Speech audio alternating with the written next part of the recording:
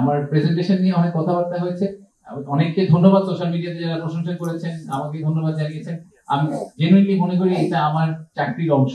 This is my job. আমার কাজই হচ্ছে বাংলাদেশকে নিয়ে বাংলাদেশকে প্রেজেন্ট করা, বাংলাদেশকে সেল করার চেষ্টা করা বিদেশি বিনিয়োগকারীদের কাছে।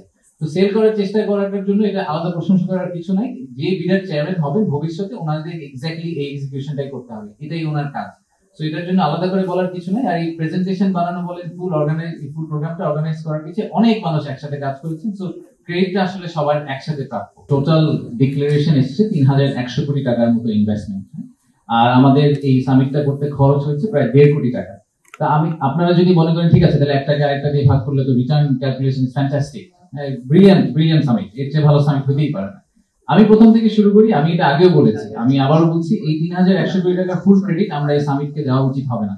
এই সামিটের আগে অনেক কাজ করে এই ৩,০০০ কোটি টাকা ১০০ কোটি টাকাতে আনা হয়েছে। পৃথিবীর কোনো মানুষ, কোনো ইনভেস্টার কোনোদিন একটা সামিটে এসে আবেগপ্রবণ হয়ে হঠাৎ করে ১০০ কোটি টাকার একটা চেক লিখে ফেলে না। যারা এই ইন্ডাস্ট্রিতে কাজ করেন তারা এই জিনিসটা খুব ভালো করে জানেন। তো যারা সামিটের সাফল্যকে কত টাকা ওই সামিটের ৪ দিন ইনভেস্টমেন্ট হলো এটার উপর বেস করে ক্যালকুলেট করতে চান, তাদেরকে আমার এটা just personal note of advice যে এইটার উপর বেস করে আসলে সামিটের সাফল্যটা আপনারা প্লিজ ক্যালকুলেট করবেন না। আমি পার্সোনালি মনে করি যে সামিটের আমাদের মূল যে উদ্দেশ্যটা ছিল, যে সেটা হচ্ছে যে বিদেশিদের কাছে বাংলাদেশের যে পারসেপশনটাকে আমরা চেঞ্জ করতে পারি কিনা। তারা যখন বাংলাদেশে আসে, আমরা এটা আগেও বলেছি যে বিদেশিরা যখন বাংলাদেশে একবার ফিজিক্যালি আসে, তারা বাংলাদেশ নিয়ে যে ধারণাটা নিয়ে ফেরত যান, ওনারা যখন গুগল সার্চ করেন ওনারা ওই একই ধারণাটা পান না। ওনারা যে ধারণাটা নিয়ে এখন ফেরত যাবেন, ওনারা ফেরত যাওয়ার পরে যখন ওনারা ওনাদের বন্ধু বান্ধব, ওনাদের কলিগদেরকে বলবেন যে না আমি বাংলাদেশে ৪ দিন ঘুরে আসলাম, আমি দেখলাম যে আসলে বাংলাদেশ নিয়ে আমরা গুগল সার্চ করে যা দেখছি সেটা আসলে ট্রু না। প্রথম 2 দিন আমরা ওনাদেরকে কি করেছি, 7-8 তারিখে ওনাদেরকে আমরা বাংলাদেশ ঘুরিয়ে দেখেছি যে বাংলাদেশে ফ্যাক্টরি করতে হলে ওই প্র্যাকটিক্যালি ওই জায়গাটা দেখতে কিরকম। 9 তারিখ সকালে আমরা ওনাদেরকে আমাদের ভিশনটা দেওয়ার চেষ্টা করেছি, আমরা কোথায় আছি, কোথায় যাওয়ার চেষ্টা করছি। আর 9 তারিখ বিকাল এবং 10 তারিখে আমরা সারাদিন ওনাদেরকে বিজনেস টু বিজনেস বিভিন্ন ধরনের মিটিং করার সুযোগ দিয়েছি, বিভিন্ন প্রশ্ন করার সুযোগ দিয়েছি।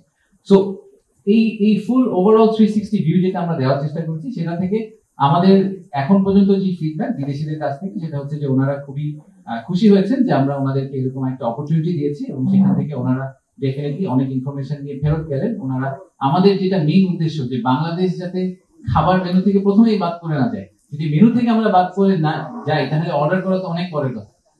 Most of the cases Bangladesh আসলে মেনু থেকে বাদ করে যায়। সেই জায়গাটা কি আমরা আসলে ইমপ্রুভ করার চেষ্টা করেছি সামিটের মাধ্যমে। আর দ্বিতীয়ত হচ্ছে যে আমি আরেকটা কথা ডেফিনেটলি বলতে চাই, সেটা হচ্ছে যে আমার প্রেজেন্টেশন নিয়ে অনেক কথাবার্তা হয়েছে। অনেককে ধন্যবাদ, সোশ্যাল মিডিয়াতে যারা প্রশংসা করেছেন আমাকে ধন্যবাদ জানিয়েছেন।